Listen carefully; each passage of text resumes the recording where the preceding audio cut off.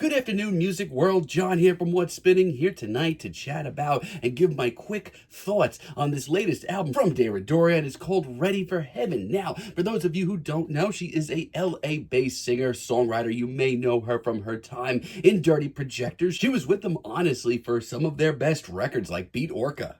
And while she did have a lot of demos floating around the internet seemingly forever, I personally really started paying attention to her after she left Dirty Projectors. Her debut album, The Expanding Flower Planet, I actually really liked it as well. It was a very engaging art rock record. And a few years later, she followed up with Find the Sun, a much more darker and intense album, which sounds great on paper. However, I was a lot less interested in the songwriting this time around. So much so that I kind of just, haven't been really listening to Deradoorian stuff in the last few years. However, leading up to this thing, she was dropping some really, really infectious singles. And with this latest album, her third album, technically, she has officially really arrived as far as I'm concerned. Sound kicks off a storm in my brain, and right off the bat, you do need to turn your brain on. It's a very short but urgent intro. It's full of quirky energy, a ton of color, also a really commanding, almost theatrical performance from Deradoorian. It sets the tone fast, and honestly, I'm really impressed with it. Any Other World is up next, and instantly this one locks in on this otherworldly groove. The warm synths, the tight percussion, commanding vocals as well come together and bring something to the table that's both funky,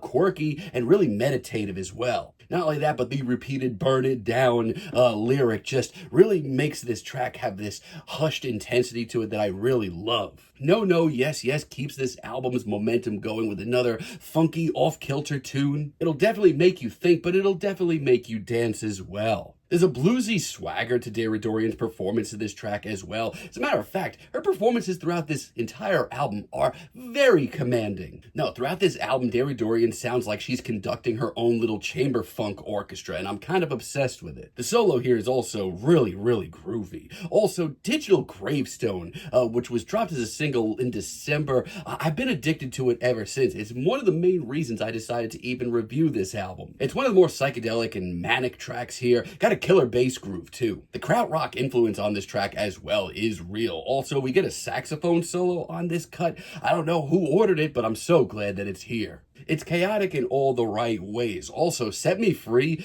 turns into a full-on Baroque pop single, basically. It's lush, it's romantic, it's very elegant, very wise blood. And Deradoorian's vocals absolutely soar over this much more elegant, refined instrumental. It's a different flavor for her, but one that definitely fits. Yeah, I don't have a lot of bad things to report about this record. It's honestly one of the better art rock records I've heard in a while. Raining Down is this album's real only big blemish that I can realize. I mean, the more synth-driven production on this track sounds great from a distance, but it makes this track come off so stiff. It's more awkward than it is electrifying, and Deradoorian, as a result, doesn't sound nearly as confident on a cut like this. I mean, she's had charisma to spare for the most of this project, but thankfully, that's really all I have to complain about. Golden Teachers brings in this drama that I really was craving as well.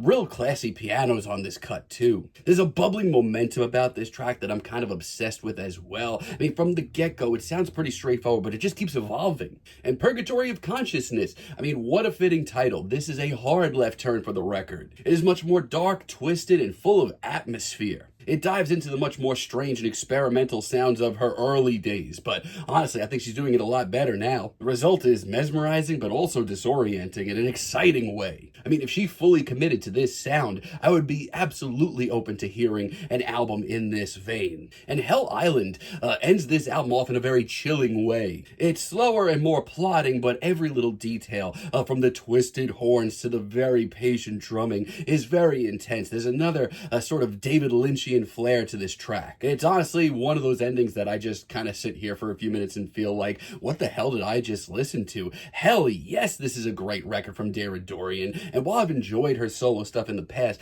this is the first project from her that I've heard that's blown my mind, and I really hope that people give this more of a shot and get a little bit more listens, because I haven't heard a lot of people talking about this. But for me and my money, I'm feeling a light 9 right now. This album rules, but let me know what you all think down below. If you like the video, be sure to give us a like, give us a subscribe. Let me know down below what you would like for me to chat about in the future. And if you're feeling froggy, hit those notifications. And until next time, have a great day, friends.